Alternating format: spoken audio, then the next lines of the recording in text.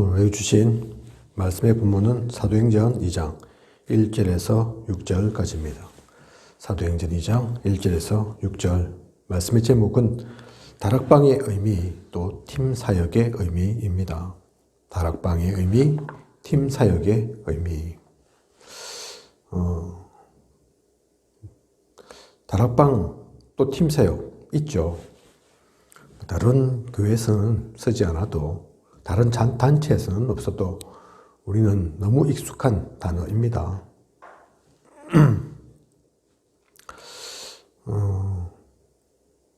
하지만 잘 알고 있는 것 같지만 항상 들어왔던 단어이지만 진짜 이 의미를 알고 있나요? 그렇지 못한 경우가 많은 것 같습니다.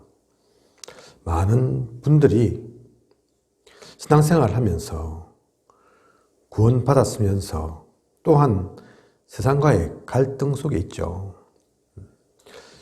교회 와서 또 예배드리고 찬양드리고 기도도 하고 이렇게 신앙생활을 하지만 그럴 뿐이지 나의 업에서 또 직장에서 우리 렘넌트들 같은 경우는 학업의 현장에서 그렇게 되기는 그것을 누리기는 쉽지 않습니다. 그죠? 그걸 가지고 많은 이들이 아이고 어쩔 수 없는 거 아니냐, 그게 당연한 거 아니냐, 그만큼 차이가 나니까 다르니까. 교회에서는 뭐 집사님, 장로님, 권사님 다 그렇게 얘기가 되지만 직장에는 그 단위가 아닌데 그런 부분으로 직분이 나눠지는 게 아닌데 말 들어주지도 않고 또 직장 또 사업하는 곳에서의 룰이 있어서 안 맞지 않냐. 거기는 거기에 법을 따라야 되지 않냐. 그렇게 생각하는 경우가 많이 있습니다. 그죠? 일리가 있는 말 같죠? 복음은 진짜 그러면 교회에서만 이루어지는, 우리가 신앙생활 할 때만 적용되는 게 복음입니까? 아닙니다. 복음에는 유일성이 있습니다. 그렇다고 해서 나는 기독교인이니까 내 마음대로 하겠다, 그 얘기하는 게 아니죠. 당신들은 다 저 길 가세요. 나는 홀로 이 길 가겠습니다. 온 고집 부리고 외톨이로 그렇게 있으라, 그 얘기가 아닙니다. 그죠? 몇 번 제가 다른 메시지들을 통해서 예를 들었던 것 같습니다. 그죠? 우리가 좀 더 지혜롭게 분명하게 하면 얼마든지 길이 있다니까요. 그죠? 왜 그게 중요한가? 복음은 하나님께서 교회에만 있을 때만 적용하라고 주신 게 아니기 때문입니다. 나의 직장은 다른 곳입니까? 나의 업의 그 현장은 다른 곳입니까? 그게 아닙니다. 진짜 복음에는 유일성이 있습니다. 신앙의 그 사람들 보면, 믿음의 선진들 보면 그걸 누렸던 사람들이라니까요. 그죠?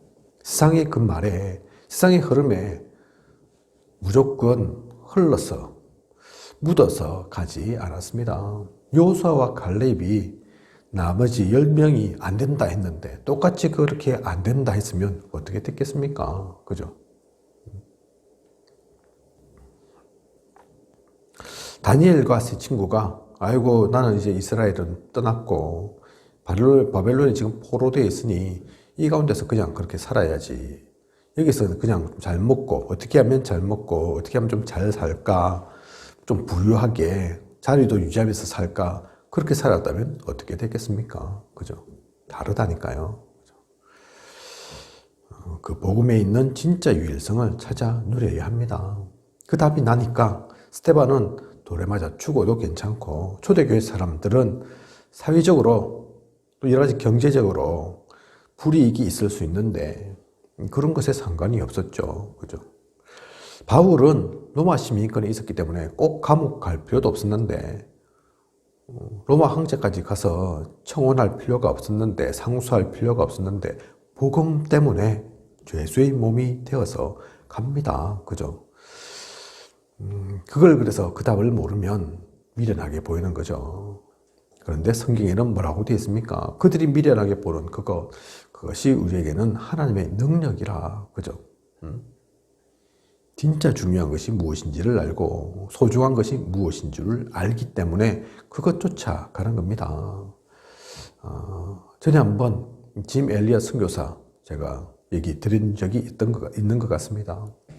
중남미의 원주민 구하려고 선교하려고 갔는데 가자마자 얼마 안 돼서 창에 질려 죽었다니까요. 그죠? 그래서 세상의 신문에 나기를 이 얼마나 허비이냐 낭비이냐 그 엘리트들이 무슨 저 말도 안 통하는 원주민들 살리러 간다고 가가지고 제대로 복음도 못 전하고 바로 죽어버렸는데 이런 허비가 어디 있냐 그렇게 표현했죠. 그런데 그 짐 엘리엇 선교사 생전에 글을 기록하기를 뭐라고 했냐면 그 영원한 우리의 그것을 위해서 이 땅 가운데 사라지고 없을 이거 육신적인 것 그것 내어놓는 것은 낭비가 아니다. 허비가 아니다. 그죠? 결국은 그 원주민들에게 복음이 전해졌고 살아나는 일들 있었습니다. 그죠? 그렇지 않고 조금 살라고 총 갖고 있으니까 총으로 원주민 쏘아 죽이면 어떻게 됩니까? 원주민들은 죽고 그 죽은 이들은 복음 받지 못했으니까 바로 지옥 가겠죠. 그죠?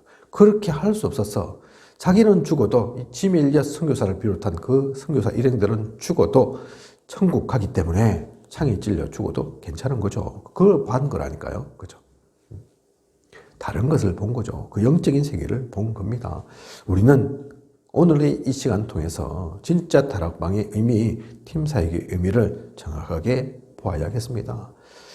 다시 한번 정확하게 한번 확인해 보십시오. 복음이 진짜 유일한 건지, 유일성이 있는 건지, 아니면 그냥 교회 다닐 때만 필요한 건지, 다른 사람들이 그렇게 얘기하니까 유일성이구나 알 뿐이지, 사실은 그게 아닌 건지 확인을 진짜 해 보시라니까요. 그죠? 누구나 영적 문제로 무너지는데 복음 알게 되면 해결됩니다. 사실은 이 영적 문제를 해결할 길이 다른 길이 없습니다. 복음밖에 없죠. 그래서 복음이 필요하다니까요. 그죠? 직장생활, 업에서 잘하고 전문성도 발휘해야 되겠지만 거기서 해결하지 못하는 그 공허함이 있다니까요. 그죠? 특정 문제, 사건 일어난다니까요. 그 모든 것들 진짜 알고 보면 이 영적인 문제로부터 비롯되어지는 것들이고 그것 해결하는 것, 그 근본적인 것은 다른 것으로는 안 됩니다. 돈으로 안 된다니까요. 지식으로 안 됩니다. 그래서 그 모든 것들에 복음 전할 수 있는 복음을 말하는 그리고 복음의 특징은 지속입니다. 이벤트가 아니라니까요. 그죠? 옛날에 제 어릴 때는 교회에서 총동원 전도주일, 요즘은 잘 안 하는 것 같은데 옛날에 많이 했거든요. 그죠? 그때 오면 뭐 줄게 이러면서 몇 명 데리고 온나 이러면서 하고 했거든요. 그렇게 온 사람들은 근데 대부분 그 일 때문에 온 거니까, 선물 받으러 온 거니까 끝나면 또 사라지죠. 그죠? 대부분 그렇죠. 다 사라지는 건 아닐 수 있을 겁니다. 한 명, 두 명 뭐 남을 수도 있을 겁니다. 그런데 복음의 특징은 그런 이벤트가 아니라니까요. 그죠? 그런 이벤트의 일을 하기 위해서 우리가 복음 운동하는 게 아니라니까요. 복음의 특징은 지속입니다. 그래서 모든 것 속에서 증거가 나와야 합니다. 나의 업, 직장, 삶의 현장, 가정, 어느 곳이든 상관없이 그 모든 곳에서 증거가 나와야 합니다. 왜냐하면 그 모든 것이 사실은 복음 속에 있기 때문에 우리가 그것을 분명히 알아야 합니다. 그래서 다락방의 의미가 뭐냐? 다락방은 뭐 하는 거냐? 그 복음의 현장을 알고 현장 속에 들어가는 것, 그게 다락방이라니까요. 다락방, 성경 공부 아닙니다. 많은 교회가 성경 공부는 하거든요. 그죠? 그 성경 공부한다 해서 다락방 한다 하지 않는다니까요. 그걸 다락방 운동이라 하지 않는다니까요. 그죠? 사실은 겉으로는 우리가 성경 공부하는 것처럼 보일 줄 몰라도 성경 공부하고 비슷하게 보여도 우리는 성경 공부하지 않습니다. 성경은 공부하는 게 아니라니까요. 성경 공부해서 무슨 박사 될 겁니까? 그렇게 하는 게 아니라니까요. 그죠? 복음의 현장 속으로 들어가는 것, 그게 다락방입니다. 그래서 개인 양육과도 다르죠. 개인 양육하기도 합니다. 그죠? 필요하니까 세워줘야 하고 살려줘야 하니까. 그런데 그건 진짜 다락방은 아니라니까요. 그래서 다락방에서는 말씀을 전하고 또 그 말씀들을 이들을 불러 모으죠. 그죠? 그리고 어느 정도 그것이 지속이 되어지면 유 목사님 같은 경우는 또 다른 현장으로 간 것이 다락방은 그거 하는 거니까 그 복음 현장 계속 놓치지 않는 거니까 구역 예배가 아니니까 어느 정도 온 사람들 예를 들어서 5명 모였다 계속 이번 주도 다음 주도 그 다음 주도 1년 후도 5명 똑같이 있는데 그게 있을 필요가 없죠. 그죠? 그것은 이제는 전도의 현장이 복음의 현장이 되지 않으니까. 그죠? 그건 구역 예배 하면 된다니까요. 그죠? 예전도에 모임하면 되고. 자, 그런 가운데서 그런 의미에서 보면 구약시대에서는 다락방 어떻게 했냐? 다락방에 대한 의미가 뭡니까? 창세기 23장 18절에 아브라함이 단을 샀습니다. 그죠? 드디어 단을 샀죠. 그동안은, 그전까지는 방황하고 유리하기도 했던 아브라함이 단을 샀습니다. 이후에 바뀌죠. 318명의 가병을 이끌 만큼 318명의 가병이니까 그 가족들까지 생각하면 거의 1000명의 단위를 움직이는, 먹여 살리는 그 보통 돈이 있어야 되는 게 아니라니까요. 그죠? 그 318명의 가병 가지고 또 롯도 구하고 조카, 그죠? 다른 왕과도 싸워 이기고 현장 가운데 들어가는 그 아브라함으로 바뀌게 됩니다. 또 창세기 26장 10절에서 24절 보면 이삭이죠. 그죠? 이삭에게는 100년의 축복이 주어졌습니다. 한 해 농사를 지었는데 100배를 거뒀다고 했죠. 그죠? 1년치 농사 시작을 한 건데 거둬들인 것은 100년치를 거둬들였다. 그 얘기입니다. 이 얘기가 무슨 얘기입니까? 부자 되니까 좋다는 얘기입니까? 그게 아니라니까요. 그죠? 이삭이 1년 정도 해서 될 게 아닌 한 해를 하지만 100배의 축복, 100년치를 거둬들여야 할 만큼 복음을 누리고 있다는 겁니다. 우리도 마찬가지죠. 저희도 항상 예배 때 말미에 기도할 때 빛의 경제 놓고 기도하지만 그 빛의 경제가 왜 필요합니까? 우리 모두 다 부자 되기 위해서 필요합니까? 그 얘기가 아니라니까요. 그죠? 전도 성전 때문에 빛의 경제 주십시오. 그렇게 기도하는 겁니다. 진짜 하나님 나라 일을 위해서 해야 될 것이 있다. 그러면 하나님께서 그 빛의 경제 허락하셔야 되죠. 100배뿐만 아닌 1000배, 10,000배도 주셔야 되는 거죠. 그죠? 그게 아니고 내 먹고 우리 가족들이 좀 풍요롭게 살고자 많이 주세요. 하나님이 들어주실 리도 없지만 그렇게 들어주신다 하더라도 그건 복이 되지 못합니다. 그죠?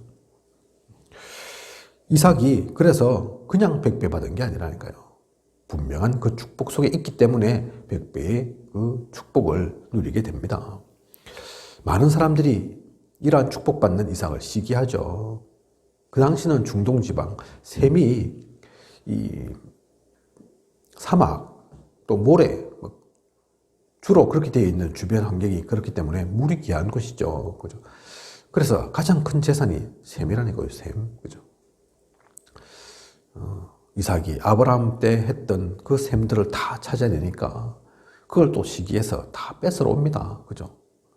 근데 그걸 또 다 내어줍니다. 그렇다고 해서 이삭이 망했냐, 실패했냐, 그렇지 않다니까요. 오히려 자꾸 셈을 만들다, 셈을 파다, 자꾸 오니까 아예 셈 근원을, 그죠? 소유하게 되는 그 축복까지 누리게 됩니다. 왜 하나님께서 그러한 축복 주십니까? 이 귀한 복음의 현장 속에 있는 이삭이었으니까. 중요한 자리에 있는 이삭이었으니까 하나님께서 그렇게 하신 겁니다.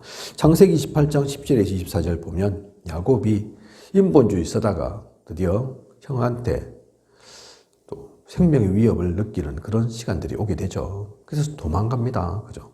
어머니 리브가가 빨리 도망가라. 안 되겠다. 네 형이 지금 엄청 화가 났다. 그래서 가족을 떠나서 벗어났는데 그렇게 도망 가다가 지쳐서 이제 막 들팔인데도 잠을 청하게 됩니다. 그죠? 그 가운데서 놀라운 경험들을 하게 되죠. 하나님을 만나고 하나님의 말씀을 듣고 그래서 그곳을 베델이라고 짓습니다. 그죠? 그전에는 인본주의 쓰던 야곱이 하나님 발견한 거라니까요. 그죠? 야, 내가 있던 잘 사는 곳, 잘 먹고 잘 지내던 그곳에 우리가 예배드리는 그 현장에만 하나님 계신 곳이 아니라 내가 지금 도망 나와 있는 가운데 지금 제정신이 아닌데 비몽사몽인데 거기도 하나님 계시구나. 하나님 나를 찾아오시구나. 또 언약의 말씀 주시구나. 그래서 여기를 벳엘, 그죠? 하나님의 집이라고 하자. 야곱이 언약을 붙들게 되죠. 하나님을 만나는 중요한 전환점이 시간이 됩니다. 그죠? 그래서 하나님, 제가 다시 죽지 않고 돌아오게 되면 이곳에 진짜 하나님의 집을 짓겠습니다. 그 약속을 하고 간다니까요. 그죠? 그게 나중에 실현되죠. 성취가 됩니다. 베델이 그래서 엘리사 때 나오잖아요. 길갈, 여리고, 베델. 그죠? 종교로 흥황한 아주 중심적인 그 지역으로 바뀌게 된다니까요. 나중에. 그죠? 이 야곱이 그걸 잊지 않습니다. 그리고 야곱의 자녀 딸이 하나 있었죠. 디나. 어디서 강간을 당해가지고 난리를 치는데 그래서 그 형제들 디나의 오빠들이 가만 있습니까? 보복을 하죠. 그때 야곱이 어디로 가느냐? 그 사건 있고 그 충격적인 사건을 겪고 야곱이 성경을 보면 창세기 35장에 베델로 올라갔다 되어 있습니다. 그죠? 이 베델이 야곱이 누렸던 그 기도의 현장이라니까요. 그죠? 중요한 하나님과의 만남이 있었던 그 현장이었다니까요. 그죠? 야곱은 그것을 누렸습니다. 창세기 39장 1절에서 6절에 보면 요셉 나오죠. 그죠? 우리가 너무나 잘 아는 것처럼 노예로 또 감옥으로 그 시간들을 보냈지만 그냥 그것만 봐서는 견딜 수 없죠. 참을 수 없죠. 이겨낼 수 없을 겁니다. 그죠? 그런데 요셉은 그 모든 것들을 다르게 봤다니까요. 복음의 현장으로 봤습니다. 그래서 나중에 총리가 되죠. 쌀 팔면서 복음 전하고 전 세계에 복음의 일을 알리는, 하나님을 알리는 중요한 전도 선교를 누리는 요셉 됩니다. 그래서 이 창세기 중요한 네 족장 이들이 한 것이 다른 게 아니라니까요. 다락방 한 겁니다. 그게 다락방이라니까요. 꼭 붙잡아서 같이 내 말 들어봐라 이러면서 그죠? 성경 읽자 그러고 복음 편지 얘기하고 새 생명 새 생활 얘기하는 그것만이 다락방이 아니라니까요. 그죠? 이들이 누렸던 그 복음의 현장이 바로 다락방입니다. 이스라엘에게 가장 축복된 것이 있다면 성전이죠. 하지만 또 가장 상실한 것이 있다면 그것은 현장입니다. 아이러니하게도 성전 중심으로 갔는데 이스라엘 사람들이 그걸 놓치지 않았는데 대신에 현장은 완전히 놓쳐버렸다니까요. 그죠? 다윗이 모든 준비를 했지만 솔로몬이 지었기 때문에 솔로몬이 실현시켰기 때문에 우리가 보통 부르는 솔로몬 성전 그게 제1성전이죠. 나중에 나라가 멸망하면서 이 솔로몬 성전도 무너지게 됩니다. 그래서 바벨론에 포로되었던 이들이 다시 돌아와서 가장 먼저 한 것이 성전을 짓는 거였죠. 그 성전이 스룹바벨 성전, 제2성전이었습니다. 이스라엘은 그렇게 성전도 짓지 않았다니까요. 그죠?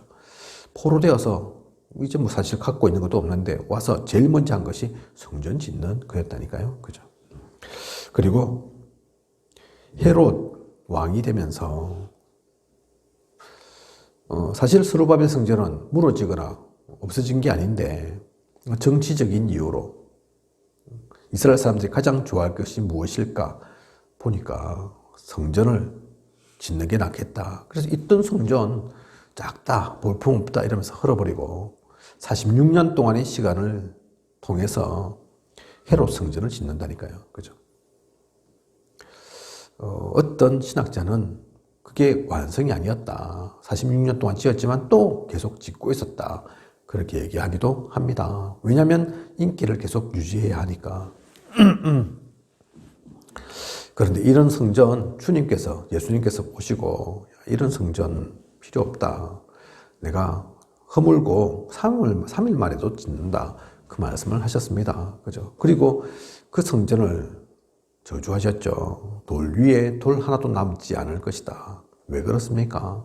성전 중요하죠. 그죠? 하나님 만나는 장소 중요하죠. 하지만 그게 다가 아니라는 얘기입니다. 진짜 중요한 성전의 의미는 그게 아니죠. 아무리 성전이 좋고 또 성전이 필요하지만 그 때문에 현장을 다 놓친다. 현장에는 관심이 없다. 사마리아 사람들이 죽든지 말든지 상관이 없다. 결국은 그것 때문에 이스라엘은 망한 거라니까요. 그래서 지금도 이스라엘은 성전이 없습니다. 그죠? 이 성전이 회복되지 않았다니까요. 이 솔로몬 성전, 스룹바벨 성전, 헤롯 성전이 지어졌던 그 예루살렘의 성전은 지금은 모슬렘이 되어 있습니다. 지붕 황금빛으로 되어 있는 모슬렘. 나중에 가톨릭이 들어서고 또 교황이 세워지고 그러면서 그 성전을 회복하고 또 성전을 제대로 좀 지어보려고 숱하게 했지만 실패했다니까요. 한 번도 성공한 적이 없습니다. 그죠? 왜 그렇습니까? 진짜 축복은 그 건물이 아니라니까요. 그 껍데기가 사실 아니라니까요. 필요하지만 현장을 놓친 성전은 의미 없는 겁니다. 그래서 우리는 기억해야 합니다. 오늘날의 성전이 뭡니까? 그러면 교회죠. 교회 필요하죠. 그죠? 교회당 필요합니다. 그래서 멋있게도 또 규모도 다른 이런저런 필요한 시설들도 갖출 필요가 있죠. 그런데 그 교회만 덩그러니 있어서는 안 되는 거라니까요. 그게 하나님의 뜻이 아닙니다. 현장 속에 들어가는 우리여야 합니다. 그 현장이 뭡니까? 다락방이라니까요. 지금도 마찬가지로. 그죠? 하나님께서는 그래서 마가 다락방에서 시작하셨습니다. 초대교회의 시작이 어땠습니까? 그래서 우리는 그것을 다락방 운동이라고 하죠. 마가 다락방에서 시작하셨습니다. 말씀이 현장에서 역사하도록 그렇게 하셨죠. 그러니 5가지가 회복되었습니다. 그게 사도행전 2장 1절에서 47절의 내용이죠. 상상치도 못한 하나님의 역사가 오순절 날이 이미 이름에 하나님께서 역사하시니까 그 현장 가운데 함께 하시니까 상상치 못한 일들이 일어났다니까요. 그죠? 15개 나라의 문이 열립니다. 그리고 하나님 말씀이 계속 성취가 되어집니다. 3천 제자가 일어났습니다. 지금은 어떤지 모르는데 자료를 찾아보면 임마누엘 교회, 부산에 있는 임마누엘 교회가 임마누엘이 서울까지 합쳐져 있으니까, 그죠? 그런데 임마누엘 부산만 원래 임마누엘만 딱 따지면 성도가 한 3천 명 된다더라고요. 그죠? 서울까지 합하면 한 6천 명 되겠지만 임마누엘 교회가 작은 교회가 아니거든요. 영도에 그랬는데 거기만 있습니까? 임마누엘이 해운대, 거제, 창원, 사실 그거 다 합친 게 임마누엘이라니까요. 그죠? 그거 합쳐서 저 이천에 있는 또 지교회까지 합치고 다 해서 3천 명이라니까요. 그런데 2000년 전에 3천 제자가 일어났습니다. 주님 3년밖에 사역 안 하셨다니까요. 그죠? 제자들만 남았고 그 제자들도 뿔뿔이 흩어져 있죠. 시대는 박해하는 시대죠. 그런데도 상관없이 오늘날도 3천 제자 모이기가 힘든데 하나님께서 역사하시니까 그 일들이 일어났다니까요. 그죠? 그리고 현장으로 계속 뻗어 나갑니다. 날마다 성전에서 날마다 집에서 언약의 말씀이 선포되어지는 참된 현장을 누려나갔던 거죠. 다락방의 의미입니다. 다락방은 그래서 그냥 성경 공부하는 것도 아니고 어떤 훈련의 단계도 아닙니다. 내세우기 위해서, 자랑하기 위해서 아니라니까요. 그죠? 전도의 방편, 그 정도가 아니라니까요. 우리를 그래서 다락방 운동한다 합니다. 우리 교회들을 다락방 교회라고 합니다. 왜 그렇게 불리는지, 그런 우리가 무엇 진짜 해야 하는지, 무엇을 놓치지 말아야 하는지 오늘의 말씀 가지고 기억해야겠습니다. 그리고 팀 사역, 이어서 팀 사역의 의미 보도록 하겠습니다. 그러면 팀 사역은 또 뭘까요? 하나님의 관심이 어디에 있겠습니까? 하나님께서 저 사람을 보실 때 정말 복음을 가지고 있는가? 진짜 복음 갖고 있나? 사실 그게 관심거리 아니겠습니까? 그죠? 그리고 복음을 누리고 있으면 전도할 수 있는 사람이 됩니다. 전도는 그냥 하는 게 아니라니까요. 그냥 열심 가지고 하는 게 아닙니다. 진짜 복음 아는 사람이면 전도로 할 수 있게 됩니다. 전도하지 않으면 안 되게 되어 있죠. 그래서 유 목사님 항상 하시는 표현이 되어진다, 응답된다. 왜 그렇게 얘기하시냐? 가만히 있어도 된다. 왜 얘기하시냐? 유 목사님은 이걸 100%, 200% 믿고 계신다니까요. 진짜 복음 갖고 있는 사람, 그 사람은 전도하는 것이 당연한 것으로, 실제로도 그렇죠. 그죠? 그리고 많은 사람들이 영적 문제 속에 고통받고 있습니다. 이 문제가 갈수록 깊어지고 갈수록 커진다더라고요. 그죠? 작아지지 않습니다. 세상이 복잡해지고 문제가 많아질수록 편리는 해질지 몰라도 영적 문제는 더 깊어집니다. 그래서 일본 잘 사는 나라잖아요. 그죠? 저는 아직 일본 가보지 못했지만 유 목사님 일본 가셔갖고 성 몇 개를 보셨다고 하셨죠. 그죠? 일본에는 12개 성이 있다고 합니다. 물론 다른 성도 있지만 대표적인 12성이 있습니다. 오사카 성, 또 뭐 천황성, 천황이 있는, 그죠? 뭐더라? 어쨌든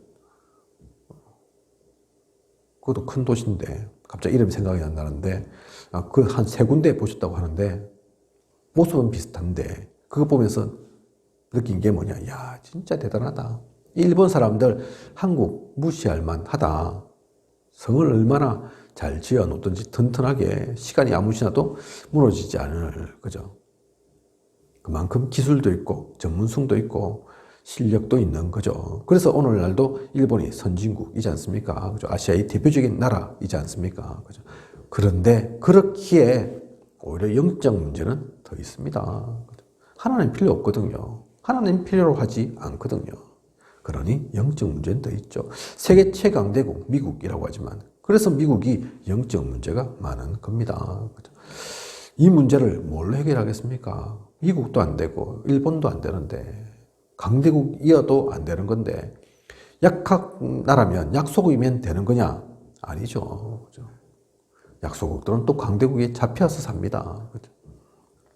이 영적 문제를 해결하기 위해서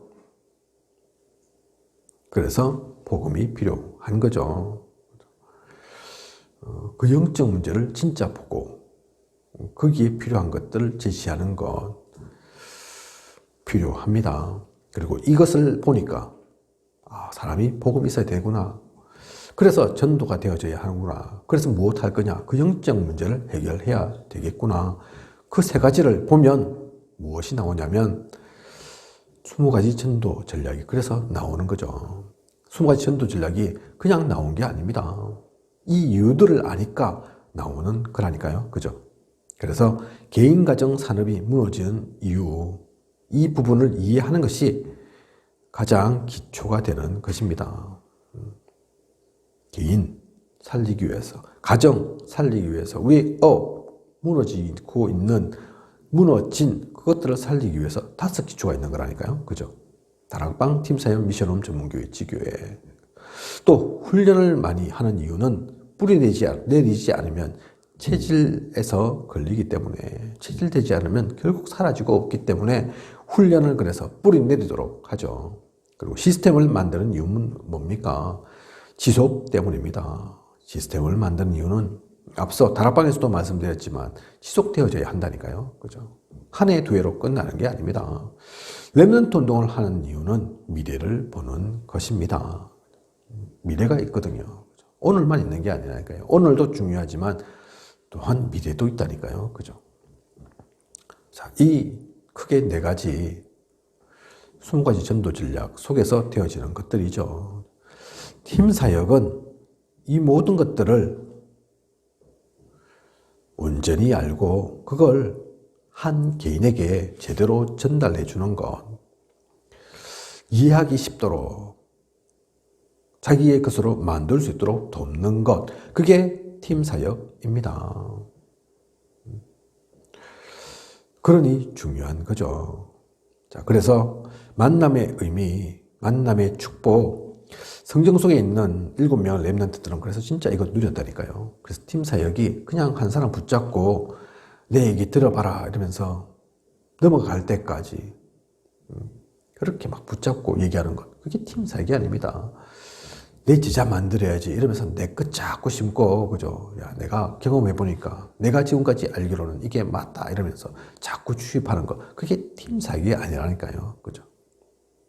서론에서 말씀드린 복음을 진짜 가지고 있는 사람, 전도할 수 있는 그 사람, 영적 문제 해결해야 하니까. 그래서 20가지 기초 전도 전략, 그것을 가지고 누리고 그 사람에게 전달하는 거, 결국 하나님의 것을 전달하는 것, 그게 팀 사역입니다. 7명의 렘넌트도 그것을 누렸고 70인의 사도, 70인 또 12사도 복음을 가지고 지속할 이 완벽한 팀 구성을 그래서 한 거죠. 12사도가 그래서 중요하기 때문에 나중에 가룟 유다가 제 길로 가버리니까 일부러 맞추잖아요. 12명, 그죠? 그냥 그게 숫자적인 의미가 아니라니까요. 분명히 해야 될 역할들이 있는 겁니다. 팀이 구성이죠.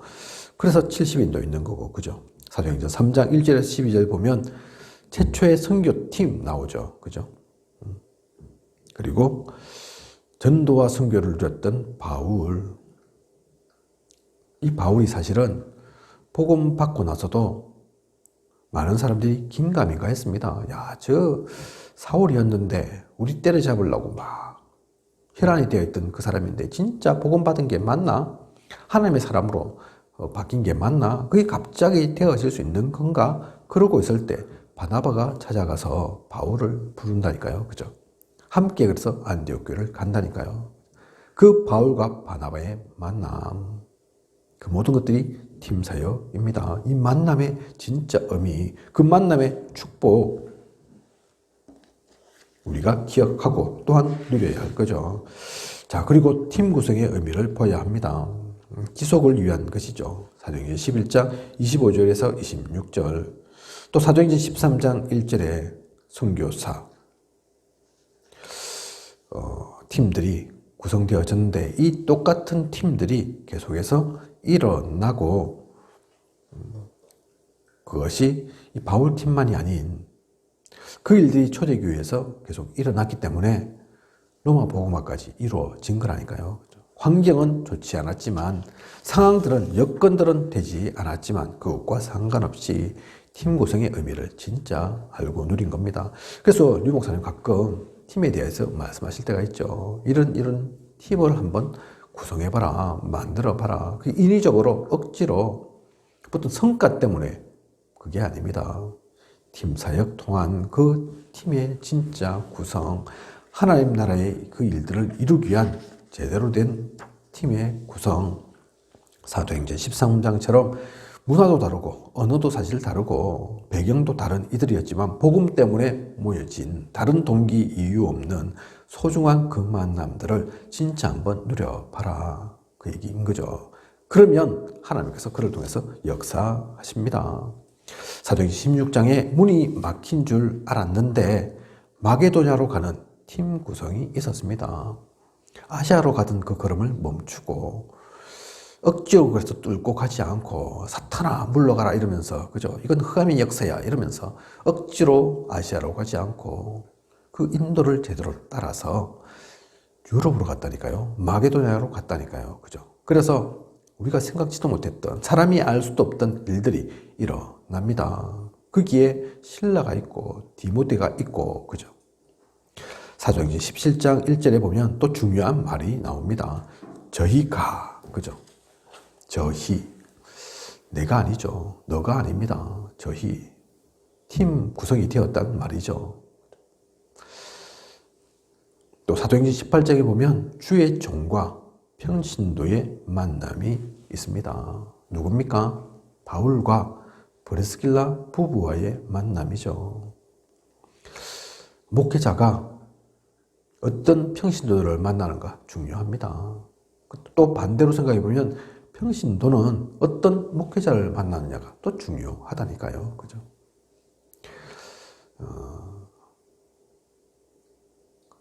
그래서 바울 사역을 위해서 목이라도 내어놓은 그 브리스길라 아굴라 부부, 성경에는 기록되지 않았지만 바울이 나중에 로마에서 순교하고 또 브리스길라 아굴라의 무덤도 그 로마에 있다고 하죠. 그죠? 끝까지 쫓아가서 함께 했던 그 중직자, 그 평신도, 이러한 소중한 만남이 팀 사역 속에서 이루어지는 만남입니다. 사도행전 19장 8절에서 20절에 보면 또 따로란 말이 나옵니다. 문제가 생기니 제자를 따로 세우죠. 분리하겠다는 얘기가 아닙니다. 차별하겠다는 얘기가 아닙니다. 주님도 무리 함께 하셨지만 또 중요한 순간에는 따로 하셨거든요. 그죠? 무리도 필요하고 또 제자도 필요하기에 그 제자들과의 따로의 그 시간들, 팀 사역의 시간인 거죠. 또 사도행전 28장에 보면 감옥소에서 사람을 따로 부릅니다. 우리는 이 팀의 의미, 만남의 의미도 또 그 팀의 의미도 잊지 말아야겠습니다.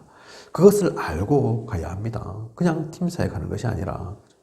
그리고 제자의 의미를 알아야 합니다. 팀을 이루면 시대적인 유일한 축복을 누리게 됩니다. 총독이 제자가 되죠. 루스드라에서 바울이 돌 맞아 죽을 뻔했는데 그 가운데서 디모데가 있다니까요. 그죠? 지역마다 제자들이 일어났습니다. 모든 선교 현장을 보면 골로새 4장에 골로새, 또 아시아 지역에 보낸 메시지, 고린도전서 16장 마게도냐를 향한 메시지, 로마서 16장에 로마를 공략한 거, 편지죠. 누구에게 보낸 편지입니까?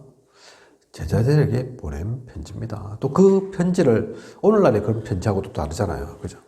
그 편지를 전달한 이도 그냥이 아니죠. 제자입니다, 제자. 그죠? 베베가 그 일을 했고, 또, 누굽니까? 두기고, 그죠? 그런 제자들 통해서 전달이 되어지고, 또 다른 제자들에게 이어져 갔다니까요. 그죠? 그래서 우리, 다락방 운동 가운데서 또한 우리가 항상 품고 놓치지 말아야 할 것이 이 제자에 대한 약속이죠. 그죠? 제자는 돈으로 살 수 있는 게 아니니까. 내가 욕심낸다고 만들어지는 게 아니니까. 하나님께서 창세전, 영세전부터 준비하시고 예비한 그 사람들이 있으니까. 그죠? 그들에게 꼭 전달할 것을 전달하고 그들과 함께 이 하나님 나라의 귀한 일들을 누려가야 합니다. 제가 존경하는 목사님께서 지금 신학교 교수로도 계시는데, 제가 전도사 때 신학교 다니고 있을 때 수업하러 강의하러 오셔가지고 말씀하신 게 그거라니까요. 사실은 교수와 학생과의 만남인데, 또 대단한 다락방에서 크게 역사하고 계시는, 크게 사역하고 계시는 그런 목사님과 이제 갓 전도사들의 그 만남에 불과한데 이분이 그렇게 이야기하지 않으신다니까요. 무시하지 않으신다니까요. 여러분들은 나의 동력자다. 여러분들은 나의 제자다. 이 복음의 예를 그래서 우리 같이 가야 한다. 그 얘기를 하시는 것을 제가 들었습니다. 그게 그냥 입 바른 소리가 아니라니까요. 느껴지잖아요. 우리가 알 수 있잖아요. 그 심중에 진짜 품은 언약이 그렇구나. 알게 되어졌습니다. 느껴졌습니다. 마찬가지입니다. 그분만 그런 것이 아니죠. 우리 모두가 이 제자 정신 놓치지 말고 누려야 합니다. 그 제자들과의 만남 기대하면서 그 제자들을 만나기 위해서는 내가 먼저 제자 되어야 하죠. 하나님 나라를 누려 나아가면서 그 귀한 일 속에 있는, 그래서 팀 사역이 그냥 팀 사역이 아니라니까요. 그죠? 만남의 의미를 놓치지 않고 팀 구성, 하나님께서 말씀하신 그 팀 구성 생각하면서 제자들과의 만남, 제자와의 만남을 기대하면서 우리는 참된 복음을 누리는 그 팀 사역 속에 있어야 되겠습니다. 기도하겠습니다. 하나님, 오늘 다락방의 의미, 팀 사역의 의미, 귀한 언약의 말씀 주심을 감사를 드립니다. 다락방이 또 팀 사역이 그냥 성경 공부가 아니고 그냥 만나서 사역하는 것이 아님을 오늘의 말씀 통해 확인했습니다. 이 말씀이 우리에게 새겨지게 하시고 누리게 하시고 나의 것 되게 하소서. 그래서 이것을 통한 진짜 하나님이 원하시는 그 일 속에 있는 하나님의 사람일 수 있도록 인도하고 이끌어 주시옵소서. 부족함이 없도록 하나님 함께하여 주시옵소서. 지금까지 인도하신 하나님께서 앞으로도 부족함이 없도록 채우시고 또 인도에 나아가실 것을 믿사오며 이 모든 것을 이 시대에 살아 역사하시는 예수 그리스도 이름으로 기도드립니다. 아멘.